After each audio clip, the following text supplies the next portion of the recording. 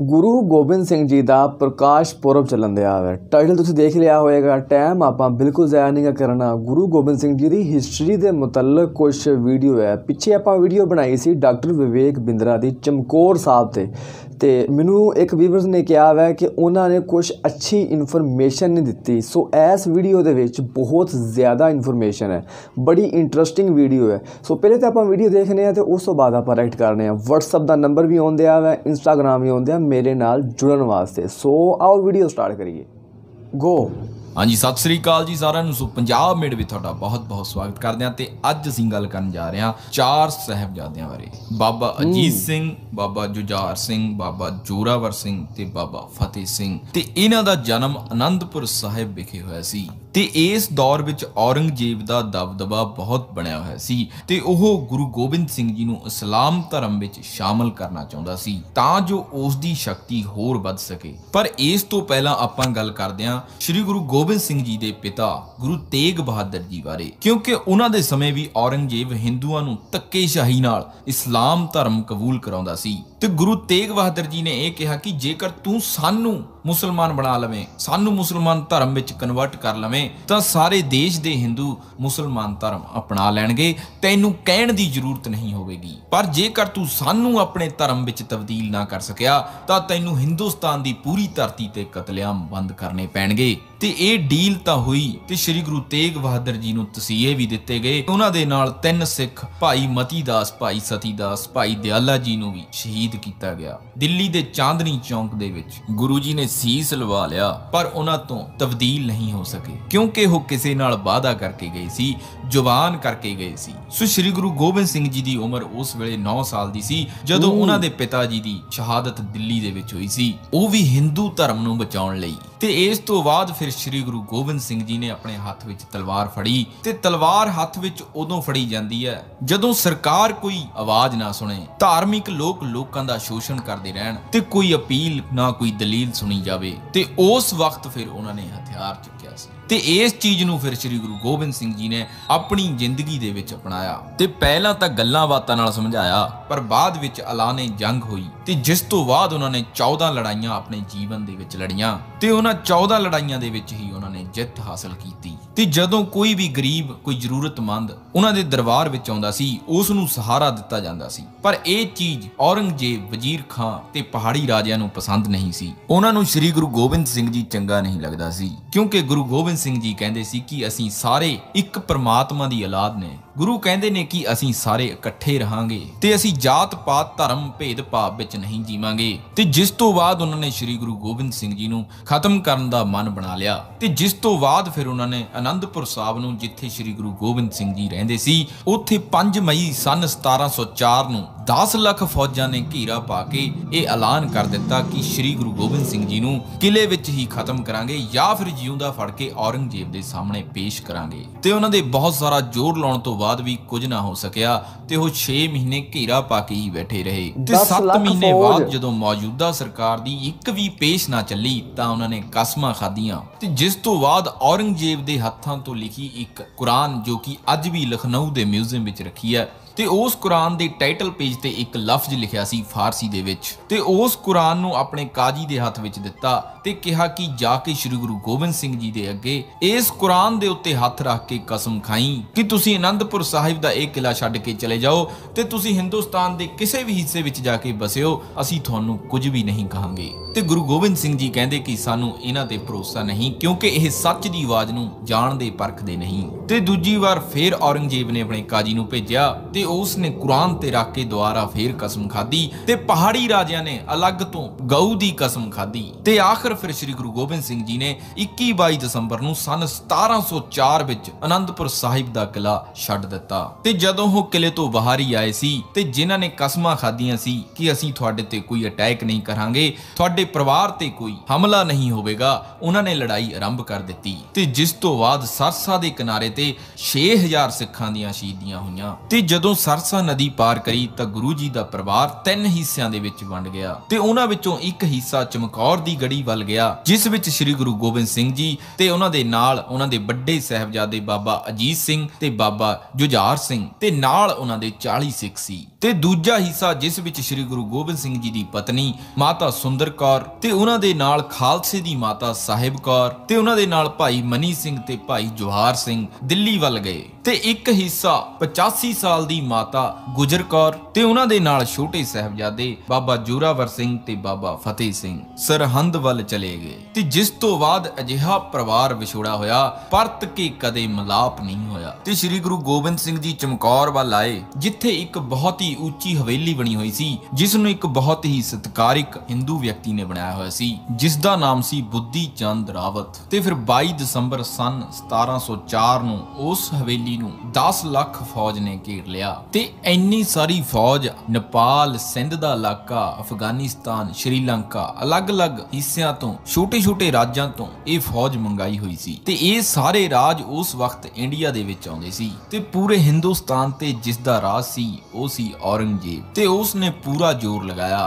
ਤੇ ਉਸ ਦਾ ਮਕਸਦ ਸੀ ਸ੍ਰੀ ਗੁਰੂ ਗੋਬਿੰਦ ਸਿੰਘ ਜੀ ਨੂੰ ਖਤਮ ਕਰਨਾ ਤੇ ਆਪਣਾ ਧਰਮ ਵਧਾਉਣਾ। ਤੇ ਇੱਕ ਗੱਲ ਸਾਨੂੰ ਸਮਝਣੀ ਚਾਹੀਦੀ ਹੈ ਕਿ ਜਦੋਂ ਦੋ ਧਰਮ ਆਪਸ ਵਿੱਚ ਇਕੱਠੇ ਹੋ ਰਹੇ ਹੁੰਦੇ ਨੇ ਤਾਂ ਕਿਸੇ ਰਾਜਨੇਤਾ ਨੂੰ ਪਸੰਦ ਨਹੀਂ ਆਉਂਦੇ, ਕਿਉਂਕਿ ਰਾਜਨੇਤਾ ਵੋਟਾਂ ਦੀ ਖਾਤਰ ਲੋਕਾਂ ਦੀਆਂ ਲਾਸ਼ਾਂ ਦੇ ਨਾਲ ਸੌਦਾ ਕਰ ਲੈਂਦੇ ਨੇ। ਤੇ ਹਿੰਦੁਸਤਾਨ ਦੀ ਧਰਤੀ ਤੇ ਸ਼ੁਰੂ ਤੋਂ ਲੈ ਕੇ ਅੱਜ ਤੱਕ ਉਹ ਸੌਦਾ ਹੁੰਦਾ ਆ ਰਿਹਾ ਹੈ ਤੇ ਹੁੰਦਾ ਰਹੇਗਾ। ਤੇ ਉਦੋਂ ਤੱਕ ਹੁੰਦਾ ਰਹੇਗਾ ਜਦੋਂ ਤੱਕ ਇੱਥੋਂ ਦੇ ਲੋਕ ਪ੍ਰਮਾਤਮਾ ਨੂੰ ਇੱਕ ਸਮਝ ਕੇ ਉਸ ਨਫ਼ਰਤ ਨੂੰ ਖਤਮ ਨਹੀਂ ਕਰ ਲੈਂਦੇ ਜੋ ਉਹਨਾਂ ਨੇ ਆਪਸ ਵਿੱਚ ਵੰਡ ਕੇ ਰੱਖੀ ਹੋਈ ਹੈ ਧਰਮ ਦੇ ਨਾਮ ਤੇ। ਨਹੀਂ ਤਾਂ ਫਿਰ ਇਹੀ ਹਾਲ ਰਹੇਗਾ। ਤੇ ਗੁਰੂ ਗੋਬਿੰਦ ਸਿੰਘ ਜੀ ਇਨਸਾਨੀਅਤ ਦੀ ਗੱਲ ਕਰਦੇ ਸੀ ਤੇ ਉਹ ਇਹ ਨਹੀਂ ਚਾਹੁੰਦੇ ਸੀ। ਤੇ ਫਿਰ ਉਹਨਾਂ ਨੇ ਚਮਕੌਰ ਦੀ ਗੜੀ ਨੂੰ ਘੇਰ ਲਿਆ। ਤੇ ਕਮਾਲ ਦੀ ਗੱਲ ਹੈ ਕਿ 40 ਸਿੱਖਾਂ ਨੂੰ ਖਤਮ ਕਰਨ ਲਈ 10 ਲੱਖ ਦੀ ਫੌਜ ਆਈ। ਸੋ ਕਿੰਨਾ ਦਬਦਬਾ ਹੋਵੇਗਾ ਉਸ ਵਕਤ ਸਿੱਖਾਂ ਦਾ ਤੇ ਕਿੰਨਾ ਡਰ ਤੇ ਭੈ ਹੋਵੇਗਾ ਉਹਨਾਂ ਨੂੰ। ਤੇ ਕਮਾਲ ਦੀ ਗੱਲ ਇਹ ਹੈ ਕਿ ਪਿਛਲੇ 7 ਮਹੀਨਿਆਂ ਤੋਂ ਗੁਰੂ ਦੇ ਸਿੰਘਾਂ ਨੂੰ ਚੱਜ ਨਾਲ ਰੋਟੀ ਵੀ ਖਾਣ ਨੂੰ ਨਹੀਂ ਮਿਲੀ ਸੀ, ਕਿਉਂਕਿ ਉਹਨਾਂ ਦੇ ਕਿਲੇ ਨੂੰ ਘੇਰਾ ਪਿਆ ਹੋਇਆ ਸੀ। ਤੇ ਫਿਰ ਜਦੋਂ ਜੰਗ ਸ਼ੁਰੂ ਹੋਈ ਤਾਂ 5 ਸਿੰਘਾਂ ਦਾ ਜੱਥਾ ਬਾਹਰ ਜਾਂਦਾ ਹੈ ਤੇ ਉਹ ਮੈਦਾਨੇ ਜੰਗ ਦੇ ਵਿੱਚ ਸ਼ਹੀਦ ਹੋ ਜਾਂਦਾ ਹੈ। ਤੇ ਫਿਰ ਦੂਸਰਾ ਜੱਥਾ ਫੇਰ ਬਾਹਰ ਨਿਕਲਦਾ ਹੈ ਤੇ ਫਿਰ ਉਹ ਸ਼ਹੀਦ ਹੋ ਜਾਂਦਾ ਹੈ। ਤੇ ਫਿਰ ਅਗਲੇ ਜੱਥੇ ਵਿੱਚ ਜਾਣ ਲਈ ਅਜੀਤ ਸਿੰਘ ਜੀ ਪਹਿਲਾਂ ਤੋਂ ਹੀ ਤਿਆਰ ਹੋ ਕੇ ਖੜੇ ਸੀ ਤੇ ਉਹਨਾਂ ਨੂੰ ਕਿਸੇ ਨੇ ਕਿਹਾ ਨਹੀਂ ਸੀ ਤੇ ਨਾ ਹੀ ਉਹਨਾਂ ਨੂੰ ਜਾਣ ਲਈ ਕਿਸੇ ਨੇ ਆਵਾਜ਼ ਦਿੱਤੀ ਸੀ। ਉਹ ਆਪਣੇ ਆਪ ਹੀ ਆ ਕੇ ਕਹਿਣ ਲੱਗੇ ਕਿ ਮੈਂ ਵੀ ਆਪਣੇ ਧਰਮ ਦੀ ਖਾਤਰ ਮੈਦਾਨ ਦੇ ਵਿੱਚ ਜਾਣਾ ਚਾਹੁੰਦਾ। ਤੇ ਸ੍ਰੀ ਗੁਰੂ ਗੋਬਿੰਦ ਸਿੰਘ ਜੀ ਨੇ ਕਿਹਾ ਕਿ ਮੈਂ ਚਾਹੁੰਦਾ ਕਿ ਗੁਰੂ ਗੋਬਿੰਦ ਸਿੰਘ ਜੀ ਦਾ ਬੱਚਾ ਅਜੀਤ ਸਿੰਘ ਜਦੋਂ ਮੈਦਾਨੇ ਜੰਗ ਦੇ ਵਿੱਚ ਲੜੇ ਤਾਂ ਉਹਦੇ ਸੀਨੇ ਤੇ ਵਾਰ ਹੋਣਾ ਚਾਹੀਦਾ ਹੈ, ਪਿੱਠ ਤੇ ਨਹੀਂ। ਕਿਤੇ ਲੋਕ ਕੱਲ ਨੂੰ ਇਹ ਨਾ ਕਹਿਣ ਕਿ ਗੁਰੂ ਗੋਬਿੰਦ ਸਿੰਘ ਦਾ ਬੱਚਾ ਜੰਗ ਦੇ ਮੈਦਾਨ ਵਿੱਚੋਂ ਭੱਜ ਰਿਹਾ ਸੀ ਤੇ ਦੁਸ਼ਮਣਾਂ ਨੇ ਪਿੱਛੇ ਤੋਂ ਤੀਰ ਮਾਰ ਕੇ ਉਸ ਨੂੰ ਖਤਮ ਕਰ ਦਿੱਤਾ। ਤੇ ਅਜੀਤ ਸਿੰਘ ਜੀ ਨੇ ਬੜੇ ਹੀ ਜੋਸ਼ ਨਾਲ ਜੰਗ ਦੇ ਮੈਦਾਨ ਵਿੱਚ ਕਿੰਨੇ ਹੀ ਦੁਸ਼ਮਣਾਂ ਨੂੰ ਢੇਰ ਕਰ ਦਿੱਤਾ ਤੇ ਆਖਰ ਵਿੱਚ ਉਹਨਾਂ ਦੀ ਜੰਗ ਹੋਈ ਅਨਵਰ ਖਾਨ ਦੇ ਨਾਲ। ਤੇ ਅਨਵਰ ਖਾਨ ਨੇ ਆਪਣਾ ਸਾਰਾ ਸਰੀਰ ਲੋਹੇ ਦੇ ਵਿੱਚ ਢਕਿਆ ਹੋਇਆ ਸੀ ਤੇ ਦੂਜੇ ਪਾਸੇ ਅਜੀਤ ਸਿੰਘ ਜੀ ਨੇ ਆਮ ਬਸਤਰ ਪਾਏ ਹੋਏ ਸੀ।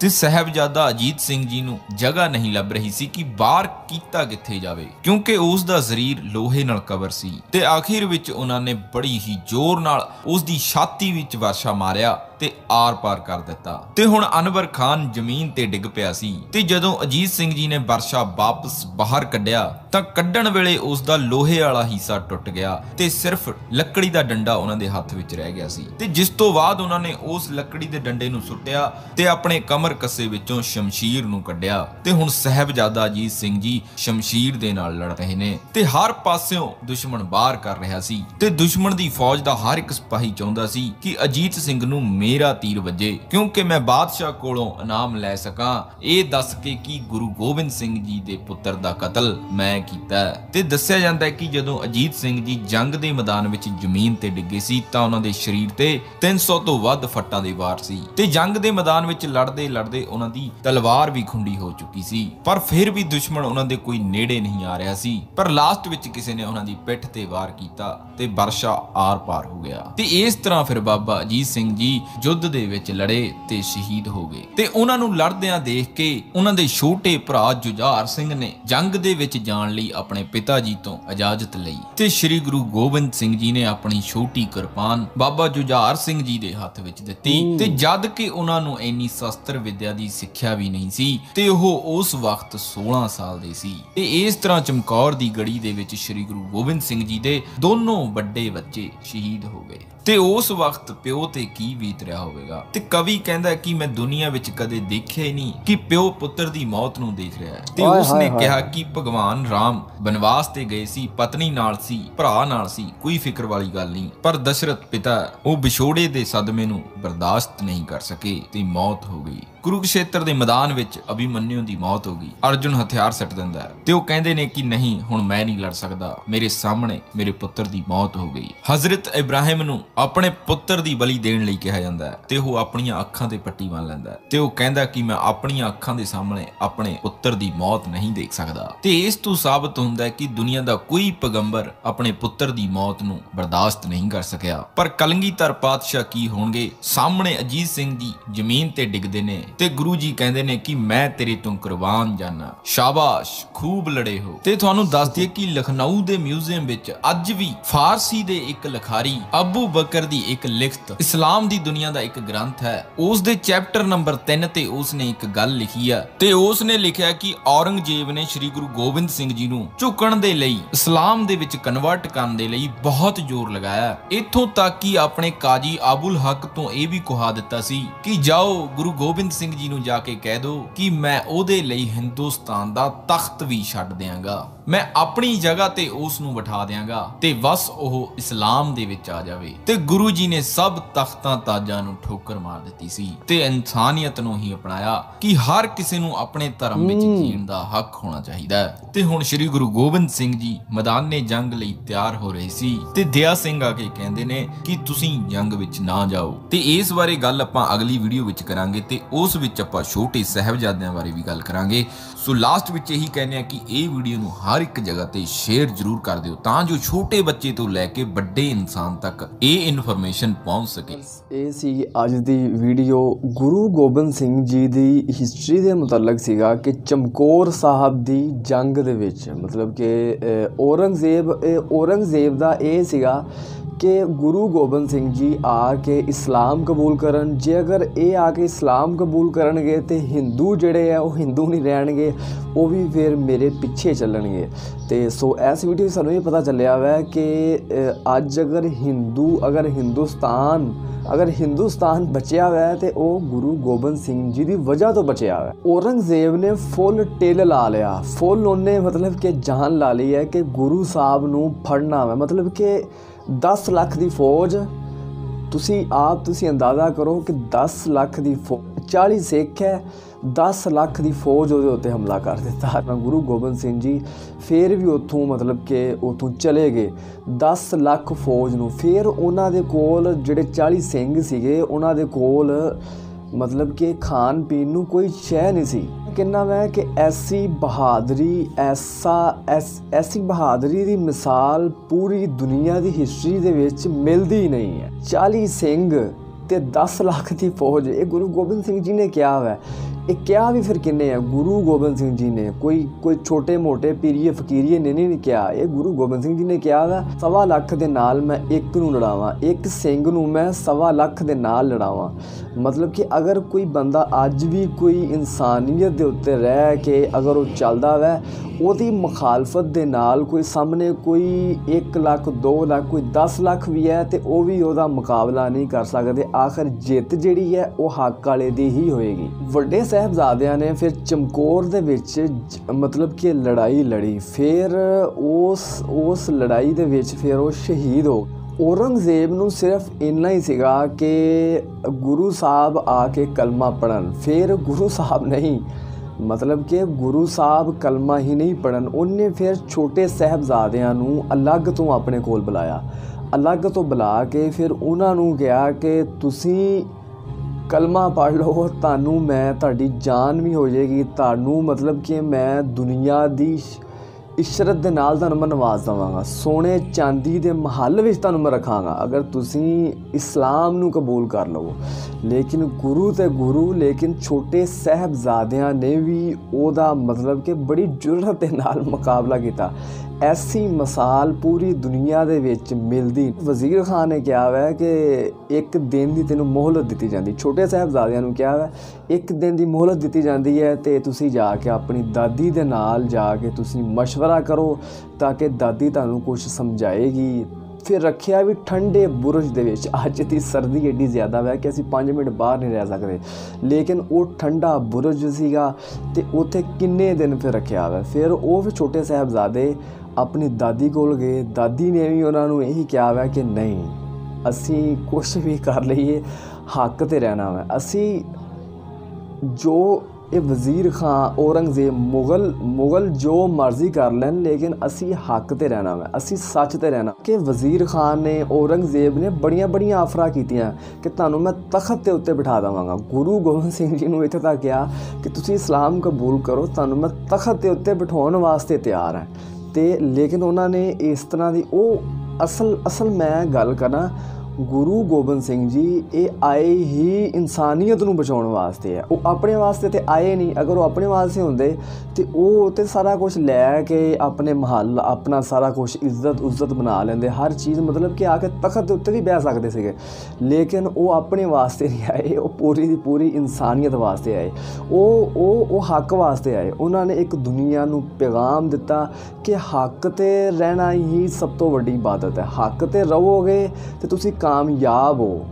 तुहाडी जान जांदी जावे, सौदा करो जान दा। तुसी अगर अज दुनिया कामयाबी दे पिछे दौड़दी है, तुसी कामयाबी दा सौदा करो। तुसी सौदा करोगे जान जांदी है जान दो, तुहाडा माल जांदा जावे, तुहाडी औलाद जांदी जावे, तुहाडा कोई चीज़ जांदी जावे, लेकिन तुसी हक नूं ना छड्डो। हक ते रहोगे तुसी कामयाब, तुसी मेरी सफ़ च आओगे। हक ते रहोगे तुसी गुरु गोबिंद सिंह जी दी सफ़ च खड़े होवोगे। अगर तुसी जुल्म वल जाओगे तो मुगलों दी सफ़ां दे विच तुसी जाके खलोवोगे। छोटे साहबजादियां दा जिहड़ा सीगा सीन वो बहुत ज़्यादा इमोशनल सी। मैनूं हजे तक जदों याद हुंदा वै ते मैं कहना कि यार मैं अपने जी तुहानूं कहांगा तुसीं साडी ओह वीडियो लाजमी देखो, जिहदा लिंक मैं थल्ले डिस्क्रिप्शन च भी दित्ता वै, उत्ते आई बटन दे विच भी आ रहा होएगा। तो मैं मुसलमान दे नाते जो मैं कुछ समझिया मैं वो यही पैगाम है, यही चीज़ है कि कुछ भी हो जावे, तुहाडा कुछ भी जांदा जावे, लेकिन तुसी हक ते रहना है। हक ते रहोगे तो कामयाब हो। एक होर गल, अगर गुरु गोबिंद सिंह जी जिथे गल आवे, अगर उन्हां दे घर दी गल ना होवे तो मैनूं रिएक्शन करन दा मज़ा नहीं आएगा, मैनू गल सुनाउण दा मज़ा नहीं आएगा जिन्नी देर तक आपां गुरु साहब दे माता, गुरु साहब दे बाप, गुरु साहब दे छोटे साहबजादे, वड्डे साहबजादे, जिन्नी देर तक इन्हां दा किसी चीज़ दे विच जिक्र ना आवे उन्नी देर तक मतलब कि मैनू गल करन दा मज़ा ही नहीं आया। ऐसा जिगरा गुरु गोबिंद सिंह जी दा कि जिस तरह मतलब कि वीडियो दे विच गल कीती है कि कोई पैगंबर, कोई इंसान अपने बेटे दी कुर्बानी अपनी अखां दे सामने नहीं दे सकदा। उन्नू भी अंदरों मतलब कि आ जांदा कि मेरा बेटे दी कुर्बानी मेरे सामने ना होए, क्योंकि पूरी दुनिया दा कोई इंसान भी इस तरह नहीं कर सकदा। लेकिन गुरु गोबिंद सिंह जी ने अपने वड्डे साहबजादियां दे उत्ते मतलब कि उन्हां नूं बड़ी बहादरी दा बड़ा फख्र महसूस किया कि वो शहीद भी हो गए। जिस टाइम वो शहीद होए तो बड़ा फख्र महसूस किया कि मैं एक शहीद दा बाप है, मैं एक हक दे उत्ते जान वाले दा मैं बाप है। फिर छोटे साहबजादे ने भी फिर इजाज़त मंगी।